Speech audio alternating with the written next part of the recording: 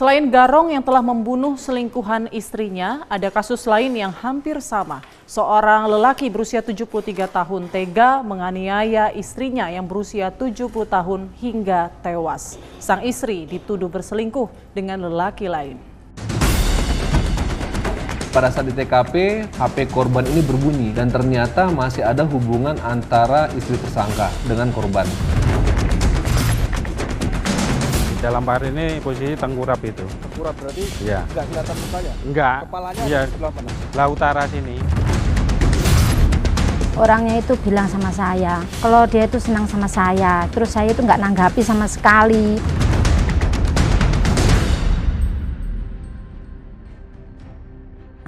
Bapak Wagimaniku Yang itu mengenalkan siapa?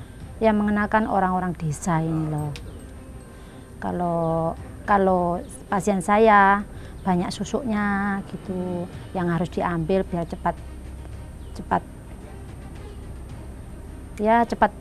gimana gitu loh, biar dapat solusinya gitu loh.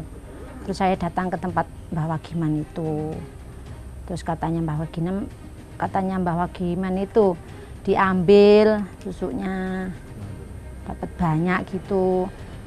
Ya terus berlanjut, orangnya itu bilang sama saya, kalau dia itu senang sama saya gitu loh. Lah senang, terus saya itu nggak nanggapi sama sekali. Menurut Lilis, ia sama sekali tak mengetahui kalau suaminya telah membunuh Wagiman. Saya kan waktu kui seharian mijet toh, jam 9 saya berangkat keluar pijat. Saya pulang 6:30 itu berpapasan suami saya. Pas di rumah Itu saya pulang ke sini atau ke rumah? ke rumah seorang tua. Pas di sana saya habis makan, kan capek toh. Terus di HP itu banyak panggilan, sampai 25 panggilan. Itu suami saya sama Pak Wagiman. Nah pertama saya telepon suami saya toh nggak diangkat. Terus saya telepon Pak Wagiman. Niku nggak diangkat. Terus kedua nih diangkat namun kresek itu. Terus lo kok kresek toh, halo, aku tetap gitu. Terus mati, saya telepon lagi, nggak ada jawaban. Sejak perselingkuhannya terbongkar, Lilis tinggal di rumah orang tuanya karena ia selalu bertengkar dengan sang suami. Sudah aku tak keluar rumah Sinait, biar pikiran saya anteng. Soalnya partiku kan terus nggak bisa nggak anteng. Tak ikut orang tua saya dulu, saya tak diam di sana dulu. Lah, suami saya bilang, "Ya wes terserah karepmu." Ngoten gitu. Terus ya sudah saya di sana. Tidak hanya ke istri korban, kami juga menemui keluarga korban Wagiman. Di sini kami bertemu Geno, kakak Wagiman. Geno sendiri mengetahui kalau adiknya terbunuh setelah dikabari oleh warga soal ditemukannya becak motor atau bentor milik Wagiman yang terperosok di selokan Bulak Boro. Awal mulanya saya tidak mengetahui sebenarnya itu kasusnya itu sudah saya dipanggil itu sudah ada di lokasi itu, bentornya sudah ada di situ. Nah, terus?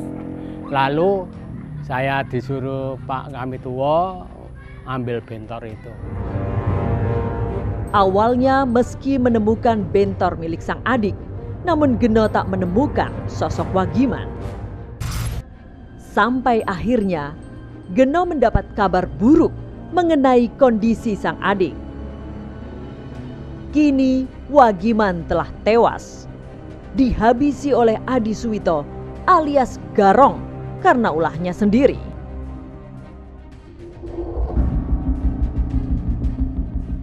Dua minggu setelah kejadian pembunuhan Wagiman, warga Blitar kembali digegerkan dengan penemuan mayat wanita di pinggir kali Dusun Talok, Desa Pojok, Kecamatan Garum.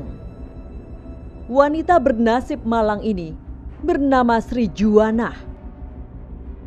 Wanita berusia 70 tahun ini tewas di tangan Santoso, suaminya sendiri. Santoso pun akhirnya diringkus polisi.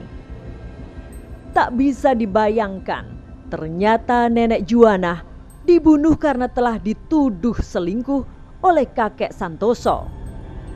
Yang dimana awalnya dari keterangan tersangka ini, pada hari Senin tanggal 6 Oktober 2023, sekitar pukul 04.30, jam setengah 5 tepatnya, setelah pelaku melaksanakan ibadah sholat subuh di masjid, korban dan pelaku ini bertengkar karena korban tidak terima saat pelaku menasehatinya. Seketika itu, pelaku emosi dan mengambil sebuah besi berupa linggis dan pelaku memukul ke bagian kepala korban sebanyak 2 kali.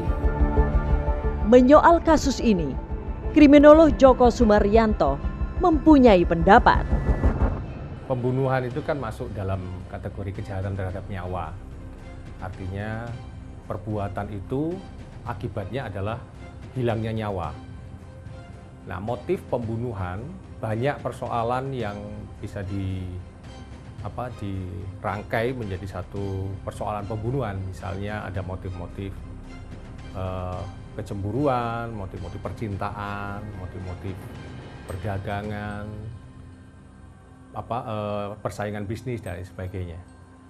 Sehingga dengan itu semua orang tega untuk menghilangkan nyawa orang lain. Biasanya perselingkuhan muncul karena adanya rasa kecewa dari salah satu pasangan. Putusnya komunikasi antar pasangan jadi salah satu penyebab perselingkuhan itu terjadi. Semoga 2 kasus tadi menjadi pembelajaran hidup bagi para pasangan yang sedang tidak baik-baik saja. Demikian menyingkap tabir kali ini. Sampai jumpa pekan depan.